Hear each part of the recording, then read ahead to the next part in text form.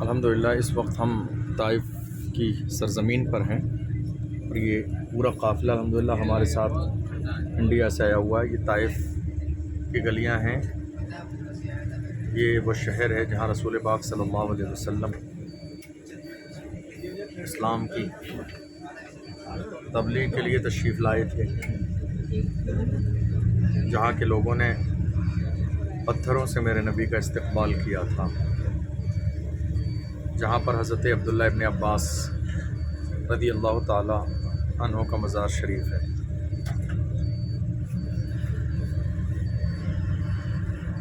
ये ताइफ़ की गलियां हैं, शहर ताइफ़ में हैं इस वक्त हम।